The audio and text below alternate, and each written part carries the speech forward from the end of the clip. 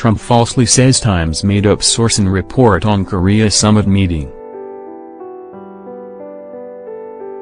Washington President Trump falsely accused The New York Times on Saturday of making up a source in an article about North Korea, even though the source was in fact a senior White House official speaking to a large group of reporters in the White House briefing room. The president was referring to an article about the on-again, off-again summit meeting between Mr. Trump and Kim Jong-un, the leader of North Korea, which Mr. Trump had cancelled Thursday. The article, headlined, "Trump says North Korea summit may be rescheduled," said that the United States was back in touch with North Korea and that the meeting might yet happen.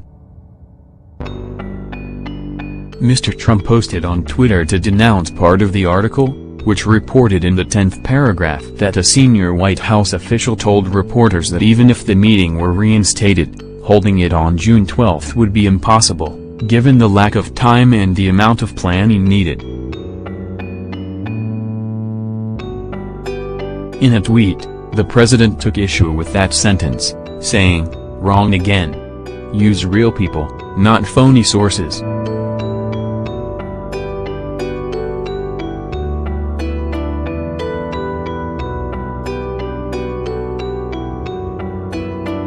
It is not clear whether the president was simply unaware of the actions of his own senior staff or if he knowingly ignored the truth.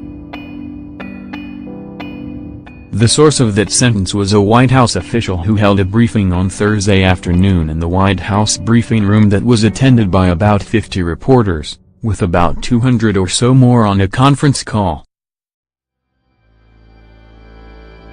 Reporters often request such briefings to be on the record, which would allow the official to be named. But, in this case, the rules of the briefing imposed by the White House required that the official be referred to only as a senior White House official. The Times is continuing to abide by that agreement. In the course of the briefing, the official was asked about the possibility that the summit meeting could be held on June 12. Despite the president's decision to cancel it a day earlier. The discussion was prompted by earlier statements from the president suggesting that the meeting might still happen.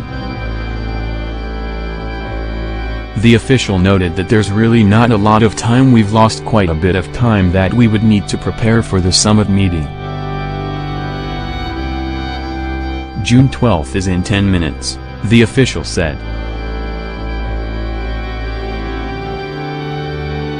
On Friday, White House officials took pains to demonstrate that it was still possible to hold the meeting.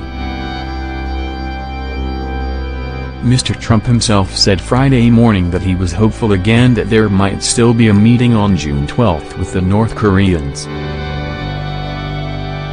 "They very much want to do it," the president told reporters. "We'd like to do it.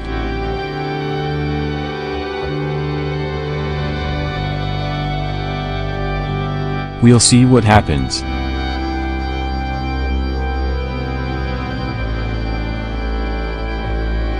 A recording of the key part of the Thursday briefing, discussing the timing issues of the summit meeting, appeared on Twitter after Mr. Trump's tweet on Saturday.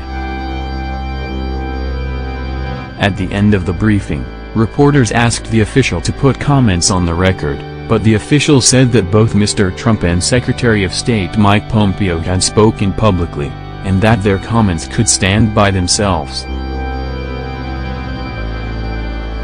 Mr. Trump's attack on the Times was only the latest of many efforts by the president to discredit reporting by news organizations by questioning the validity of their sources. On May 4, he attacked NBC News, saying in a tweet, "They cite sources which are constantly wrong." Problem is, like so many others, the sources probably don't exist, they are fabricated, fiction.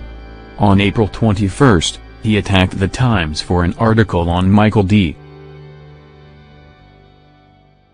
Cohen, the president's personal lawyer, saying that the newspaper used non-existent sources and a drunk, drugged-up loser who hates Michael. Last July, he attacked the entire news media, saying, with all of its phony unnamed sources and highly slanted and even fraudulent reporting, #fake news is distorting democracy in our country. News organizations have repeatedly rebutted Mr. Trump's accusations, noting that their reporting often requires the use of sources who want to remain anonymous.